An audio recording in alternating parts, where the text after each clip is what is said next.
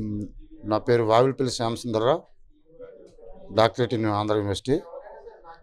నేను బడుగు బలహీన వర్గాల ప్రతినిధి. ఈ ఉత్తరాంధ్రలో బడుగులు బలహీన వర్గాల కోసం అనేక సమస్యల మీద పోరాడుతున్న ఒక వ్యక్తిని. అయితే ఈ రాష్ట్ర ప్రభుత్వం నిన్న ప్రకటించినటువంటి 3 ఎమ్మెల్సీలు, 2 బీసీ, 1 ఎస్సీ, చాలా సంతోషం, హర్షం వ్యక్తం చేస్తున్నాం. చంద్రబాబు నాయుడు గారికి, డిప్యూటీ సీఎం పవన్ కళ్యాణ్ గారికి, లోకేష్ గారికి కృతజ్ఞతలు తెలియజేస్తున్నాం. ఇక సబ్జెక్టుకి వస్తే, బడుగు బలహీన వర్గాల వారికి ఈ దేశంలో 57% బడుగు బలహీన వర్గాలు ఉన్నారని చెప్తా ఉన్నారు. దానికే కన్ఫర్మ్ అవుదాం. బడుగు బలహీన వర్గాలు గత 70-80 సంవత్సరాలుగా స్వతంత్రం వచ్చినప్పటి నుంచి కూడా బీసీల యొక్క జీవన స్థితిగతులు ఆర్థికంగా, సామాజికంగా, రాజకీయంగా ఇంకా వెనుకబడి ఉన్నారు అని చెప్పడానికి కేంద్ర రాష్ట్ర ప్రభుత్వాలు వాళ్ళు ఎవ్రీ ఇయర్ లేదా ఎవ్రీ 5 years వాళ్ళ సంస్థల ద్వారా సర్వేలు చేయించుకుంటున్న ఆ ప్రభుత్వాలు చెప్తా ఉన్నారు. సో దయచేసి వీటిని ఎలా అధిగమించాలి? మీరు అనేక సంక్షేమ పథకాలు ప్రవేశపెడుతున్నారు కేంద్ర రాష్ట్ర ప్రభుత్వాలు, సంతోషం. కానీ తద్వారా రోజుకి లేదా 1 yearకి లేదా 2 yearsకి లేదా 5 yearsకి ఎంతమంది బడుగు బలహీన వర్గాలు వీటిని ఉపయోగించుకొని వాళ్ళు జీవన స్థితిగతులు మార్చుకుంటున్నారు, లేదా ఇంకొక వ్యక్తులు లేదా కొద్దిమంది నిరుద్యోగులు అవ్వచ్చు, లేకపోతే కుటుంబ సభ్యులు, వాళ్ళందరి జీవితాల్లో ఎంత మార్పు తీసుకొస్తున్నారు అనేది ప్రభుత్వాలు ఆలోచన చేయాలి. అలాగే ఇప్పుడు మీరు తీసుకున్నటువంటి పాలసీ డెసిషన్స్ ఏవైతే ఉన్నాయో, విధాన నిర్ణయాలు, వాటన్నిటిలో కూడా బీసీల కోసం తీసుకుంటున్నారు. కానీ మీరు అనుకున్నంత రిజల్ట్ రావట్లేదు. దాని మీద ప్రభుత్వం దృష్టి సారించాలి. రాష్ట్ర ప్రభుత్వం కావచ్చు, కేంద్ర ప్రభుత్వం కావచ్చు. దానికి అనుగుణంగా ఈరోజు విద్యార్థులు ఉన్నారు, లేదా నిరుద్యోగులు ఉన్నారు, వాళ్ళందరినీ ఏ విధంగా పైకి తేవాలి, అన్ని రంగాలు అభివృద్ధి చెందాలి, మిగతా కులాలతో పాటు సమానంగా ఎప్పటికీ తయారు చేయగలరు అనేది మీరు ఒక బ్లూ ప్రింట్ తయారు చేసుకొని, చిత్తశుద్ధి, అంకితభావం మెయిన్ అండి. కేంద్ర రాష్ట్ర ప్రభుత్వాలకి చిత్తశుద్ధి, అంకితభావంతో బడుగు బలహీన వర్గాలని నిజంగా బాగు చేద్దాం, వాళ్ళ జీవితాల్లో వెలుగు నింపుదాం అనుకుంటే తప్పనిసరిగా సాధ్యమవుతుంది. బికాజ్ ఆఫ్ అందులో రాజకీయాలు అయితే ఉండకూడదు. ఎట్టి పరిస్థితుల్లో కూడా బడుగు బలహీన వర్గాలు అభివృద్ధి చెందితేనే భారతదేశం అభివృద్ధి చెందుతుంది. ఎందుకంటే అబవ్ 50% ఉన్నారు, అందరూ కూడా చేతి వృత్తుల వారు, డౌన్ ట్రేడ్ పీపుల్. అందరికంటే డౌన్ ట్రేడ్ పీపుల్ మూల నివాసులు. మెయిన్ ఈ దేశ సంపద సృష్టికర్తలు ఎవరంటే బీసీలే. వీళ్ళకి రాజ్యాంగంలో రిజర్వేషన్లు ఎటువంటి ప్రేయర్ అయితే లేదు. ఎస్సీ ఎస్టీలకి అయితే రాజ్యాంగంలో వాళ్ళకి ఇవ్వాల్సింది వాళ్ళకి అంబేద్కర్ మహనీయుడి వల్ల వాళ్ళకు ఉంది. కానీ బడుగు బలహీన వచ్చేసరికి చట్టం ప్రకారం ఉంది, కానీ రాజ్యాంగం ప్రకారం అయితే లేదు.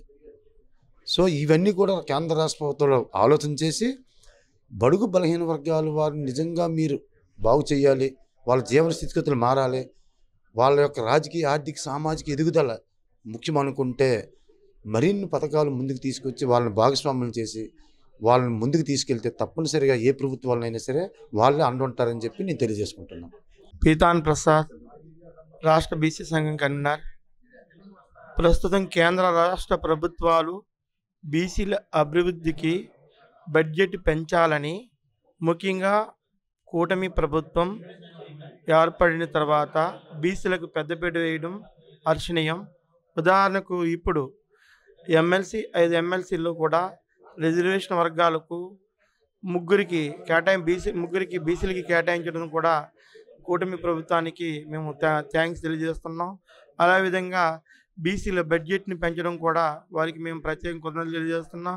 ముఖ్యంగా బీసీల గతంలో లోన్లు సౌకర్యం ఉండేది, గత ప్రభుత్వంలో రద్దు చేయడం జరిగింది.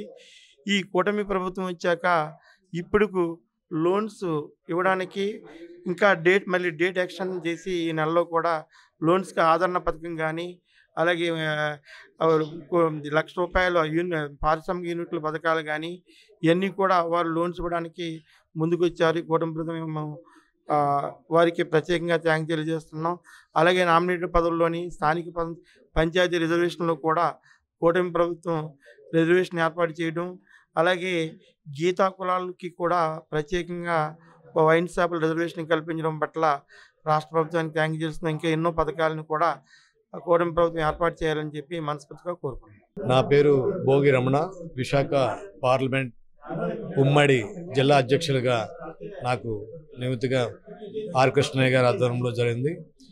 ఈ రోజున గౌరవనీయులు ముఖ్యమంత్రి వేణులు నారా చంద్రబాబు నాయుడు గారు రాష్ట్రంలో బీసీ మహిళలకు, బీసీ విద్యార్థులకు,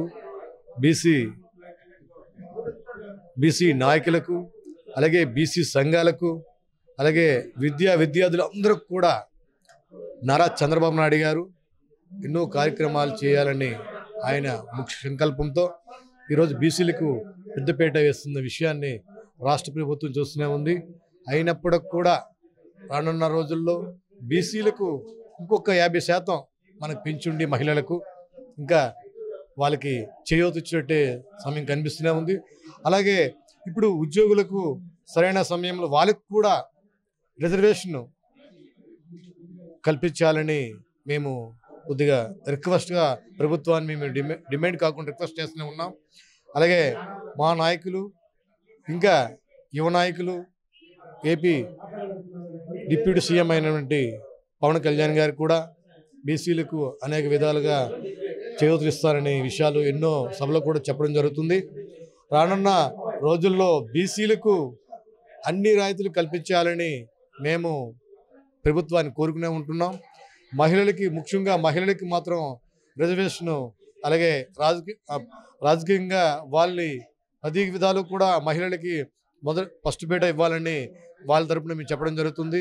బీసీలకి 50% మనకు రాయితీ ఎప్పుడు వచ్చిందో ఈ రోజున బీసీలకు, యువతకి, విద్యార్థికి కూడా చూడండి. ఈ రోజున విద్యార్థులు, యువత ఎన్నో లక్షల్లో ఉన్నారు. వాళ్ళకి రిజర్వేషన్ లేకుండా ఆ టైంలో కొద్దిగా ఇబ్బంది పడుతూనే ఉన్నారు.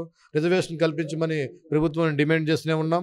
రానున్న రోజుల్లో ఖచ్చితంగా ప్రభుత్వాలు మా డిమాండ్ మేరకు, మా కోరిక మేరకు చేస్తారని ఖచ్చితంగా మేము ఆశిస్తున్నాం. నా పేరు నారాయణరావు, మాజీ విద్యా కౌన్సిల్ సభ్యులండి, నేషనల్ కాంగ్రెస్ సీనియర్ లీడర్ని కూడా. ఈ రాష్ట్రాన్ని ఒక యూనిట్గా తీసుకుంటే ఏ విద్యా ప్రైవేట్ కాలేజెస్ కానీ, ఇంజనీరింగ్ కాలేజీలు కానీ, మెడికల్ కాలేజీలు కానీ జాగ్రత్తగా మీరు గవర్నమెంట్ ఆఫ్ ఏపీ కానీ, గవర్నమెంట్ ఆఫ్ ఇండియా కానీ నేను చెప్పేది ఖచ్చితంగా మీరు పరిగణలో తీసుకుంటారనే మీ ద్వారా నేను చెప్తున్నాను. ఒక్క మెడికల్ కాలేజ్, ఒక్క ప్రైవేట్ ఇంజనీరింగ్ కాలేజ్, ఒక even 3 star 5 star single star hotels, even degree colleges, even junior intermediate colleges, even private travels bus, Volvo bus travels, tourism hotels, nursing college, garments షాపులు, పెద్ద వైజాగ్లో కానీ ఈ స్టేట్లో ఉన్న పార్లర్స్ కానీ, ఈవెన్ సెలూన్స్ కూడా బీసీల పేరుతో లేవు ఇక్కడ.